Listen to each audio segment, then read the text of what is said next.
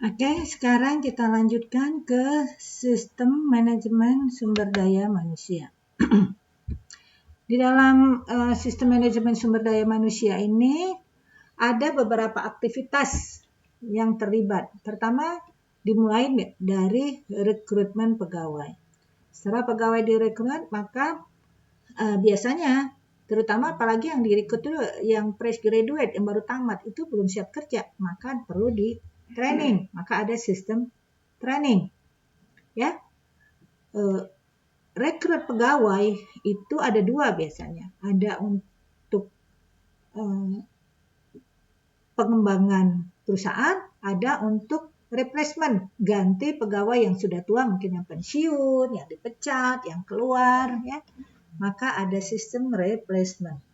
Kemudian namanya sumber daya manusia, maka sumber daya itu harus dikelola,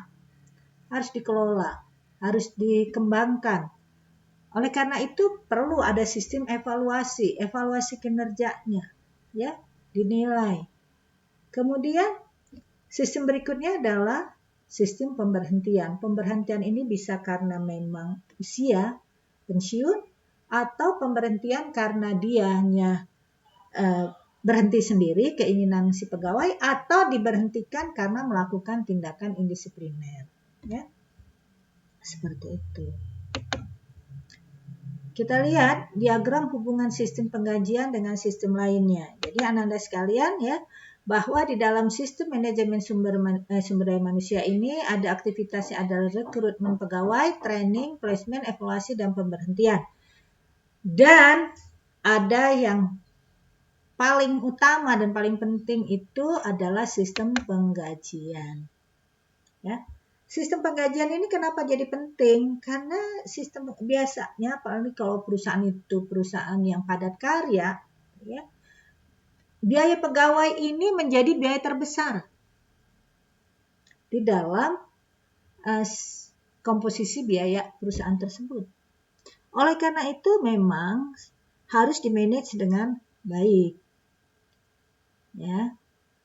Sistem penggajian ini dimulai biasanya oleh pertama ada manajemen sumber daya manusia.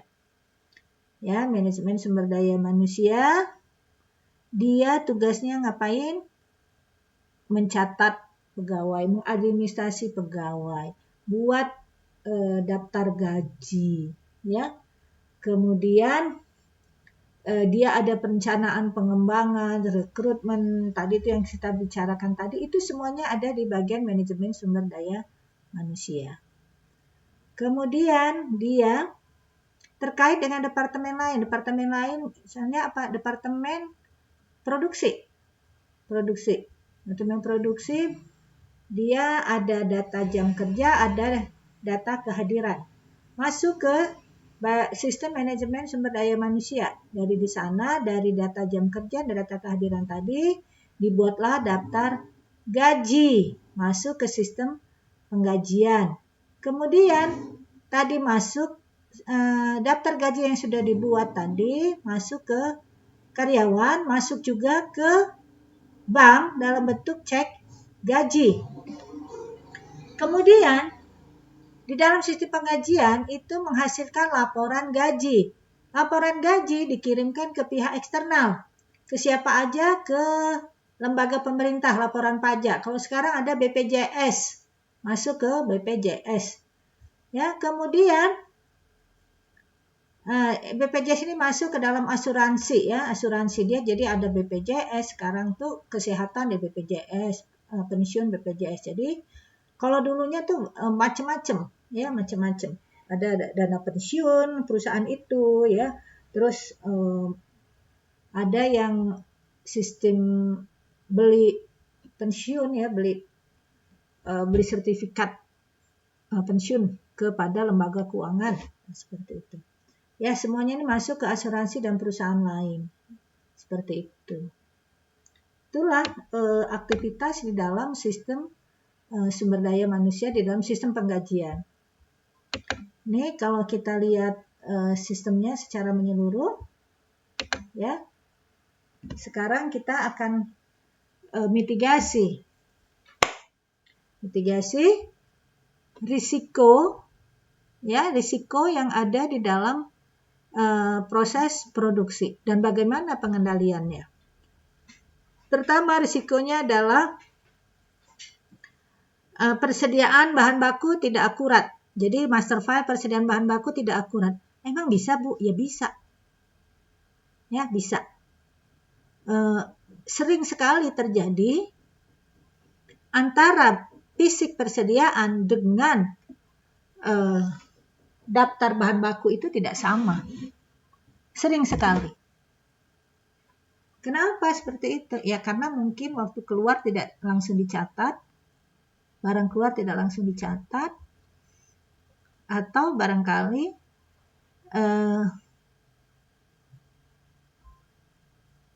ada yang pencurian, gitu ya. Maka pengendaliannya bagaimana? Tadi harus pembatasan akses terhadap master file. Jadi tidak boleh orang bisa mengakses master file persediaan. Karena tadi bisa dirubah-rubah datanya sehingga tidak akurat. Atau tadi kalau misalnya kesesuaian antara catatan dengan fisik itu akibat pencurian persediaan, ya harusnya pengendaliannya adalah pembatasan akses fisik ke gudang. Kemudian harus dilakukan dokumentasi terhadap mutasi persediaan. Barang keluar harus berdasarkan otorisasi pihak yang berwenang. Ya. Dan dipastikan bahwa persediaan disimpan dengan baik di tempat yang baik, ya, dan dilakukan verifikasi secara periodik. Kalau kalian lihat ya di minimarket, kalau akhir bulan kita lihat mereka kerja sampai malam. Ngapain mereka? Mereka mengecek persediaan. Lah kan mereka sudah punya cash register yang membuat berapa persediaannya di situ. Ya tadi, karena bisa jadi antara fisik dengan yang di catatan tidak sama. Loh kok bisa? Bisa. Di minimarket itu banyak terjadi pencurian. Mutil istilahnya ya. Kemudian risiko berikutnya adalah bahan baku tidak tersedia. Ini karena apa? Karena sistem reorder point-nya tidak akurat. Kemudian evaluasi perputaran persediaannya tidak dilakukan secara rutin. Ya, reorder point dibuat ketika pembelian rata-rata perharinya adalah misalnya 1.000 unit. Ketika pembelian perharinya 1.200 unit, reorder point-nya tidak dirubah. Ya pasti bahan bakunya habis. Kemudian laporan status persediaan secara rinci. Ini yang penting ya. Ini laporan status persediaan secara rinci. Oke, ada beberapa hal yang harus diperhatikan dalam kita membuat reorder point. Ya, pertama, perhatikan permintaan produk. Berapa jumlah permintaan produk? Berapa biaya setup order? Ya, kalau biaya sekali setup order itu besar, maka reorder point-nya harus lebih jarang supaya jangan kebanyakan biaya setup order. Kemudian lead time dari pemasok atau barang siap diproduksi, dihitung berapa waktunya. Ya, keempat, biaya penyimpanan. Kalau biaya penyimpanannya tinggi, maka kalau beli jangan banyak-banyak, supaya nggak usah nyimpan banyak-banyak. Kemudian, kemungkinan kalau kita kehabisan persediaan, berapa biaya yang diakibatkannya hilangnya kesempatan perusahaan untuk menjual karena kehabisan persediaan. Kemudian, inefisiensi penggunaan fasilitas produksi. Ya. Ananda sekalian, contohnya misalnya, permintaan produknya adalah 1 bulan 1.000 unit. Kemudian biaya setup ordernya adalah 1 juta. Lead time dari pemasoknya misalnya adalah 1 bulan. Biaya penyimpanan adalah misalnya 500.000. Opportunity cost-nya kalau penjualan tadi kehabisan misalnya adalah 100.000. Kira-kira berapa reorder point yang harus dilakukan perusahaan? Ananda sekalian harus diingat bahwa kalau lead time-nya adalah 1 bulan, tadi kan 1 bulan penjualannya adalah 1.000 unit. Berarti perusahaan itu harus minimal dia harus sudah melakukan pembelian ulang itu pada saat persediaannya berjumlah 2.000 unit. Ya, 2.000 unit.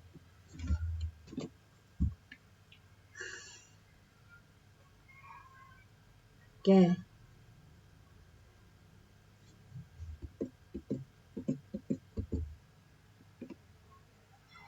Oke, itulah yang Ibu sampaikan.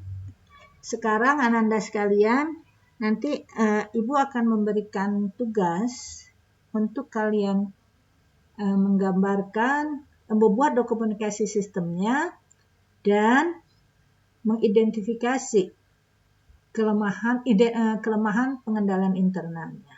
Ya.